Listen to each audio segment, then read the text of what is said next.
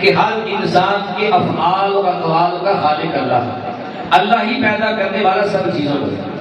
اللہ نے تقدیر لوح محفوظ میں لکھی ہے۔ کچھ بندوں کے ذہن میں یہ بات نہیں آتی کہ جب تقدیر لوح محفوظ میں لکھ دی گئی ہے پہلے سے کہ بندے نے یہ کرنا ہے، تو پھر ہم تو مجبور ہوئے۔ ہم یہاں آ کر جو کرتے ہیں اس کا مطلب وہ پہلے اللہ نے لکھا ہوا ہے۔ تو جب اللہ نے پہلے لکھ دیا تو ہمیں تو وہ کام کرنے ہوں گے، ہم تو مجبوراً وہ کام کریں گے۔ تو جب ہم وہ کام کر لیتے ہیں تو اس میں ہمیں اصرار نہیں ہونی چاہیے، اس میں تو ہمارا قصور نہیں ہے، تو اللہ نے لکھا ہی ایسے ہے۔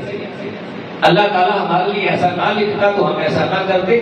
یہ انسان کو سمجھنے میں کمی ہے، انسان کی عقل میں فتور اور خبط ہے کہ سمجھ نہیں پاتا۔ یہی سوال صحابہ کرام نے حضور علیہ السلام سے کیا اور امت کو سمجھانے کے لیے کیا۔ تو حضور علیہ السلام نے کہا صحابہ، اللہ پاک نے ہر بندے کی تقدیر لکھی ہے، پھر اللہ پاک نے ہر بندے کے لیے کل عمل میسر، ہر کام کو اللہ پاک نے جس بندے کو جس کام کے لیے لما خلق لہ، جس کام کے لیے اللہ نے بندے کو پیدا کیا ہے، اللہ اس بندے کے لیے وہ کام پھر آسان بھی کر دیتا ہے۔ کہ تم عمل کرتے رہو، کام کرتے رہو، اللہ پاک تمہارے کاموں کو آسان کر دے گا، آسان کر دے گا۔ اور یہ فرمایا کہ اللہ عالم الغیب والشہادہ ہے، جو ہو چکا وہ بھی جانتا ہے، جو ہو رہا ہے وہ بھی جانتا ہے، جو ہونے والا ہے وہ بھی جانتا ہے، وہ سب کو جانتا ہے۔ ہمارا یہاں پر اگر ہم ایک موبائل ایجاد کرتے ہیں، بناتے ہیں، تیار کرتے ہیں، ایک چھوٹا سا بچہ دکان پہ بیٹھا ہوتا ہے، کوئی موبائل لینے جائے، بچے سے پوچھ لے موبائل میں کیا کیا فنکشن ہے، تو بچہ بتا دیتا ہے کہ اس موبائل کے اندر یہ بھی ہے، یہ بھی ہے، یہ بھی ہے، یہ بھی ہے۔ موبائل ڈبے میں پیک ہے، بچہ اندر کی ساری خبریں دے رہا ہے، بتا رہا ہے اس موبائل کی خاصیت یہ ہے، یہ کام کر سکتا ہے، اس میں یہ فنکشن ہے، یہ چیزیں اس میں ہیں، اتنی دیر یہ چلے گا، اگر اتنی دیر میں خراب ہو گیا، اس کی لیمٹ ہی ہے تو ہمارے پاس لیا ہم چینج کر دیں گے۔ ایسا ہوتا کہ نہیں ہوتا؟ تو جس نے موبائل کو بنایا ہے اسے پتا ہے میں نے موبائل میں کون سا مٹیریل لگایا ہے، یہ کتنا ٹائم نکال سکتا ہے، اسے پتا میں نے کیا کیا چیزیں اندر رکھی ہیں، یہ کون کون سا کام دے سکتی ہیں۔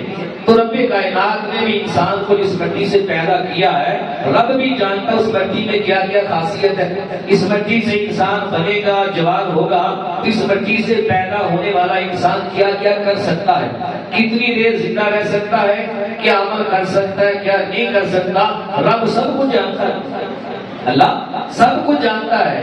تو جب وہ پہلے سے جانتا ہے تو اللہ پاک نے جو عمل انسان نے دنیا میں آ کر بعد میں کرنے تھے، رب انہیں اپنے علم سے پہلے سے جانتا تھا، رب انہیں پہلے سے جانتا تھا کہ یہ بعد میں یہ کرے گا، اتنی دیر جیے گا، اتنی دیر رہے گا، یہ عمل اس نے کرنے جو بندے نے بعد میں کرنے تھے، اللہ پاک نے وہ بطور گواہی پہلے لکھ رکھے۔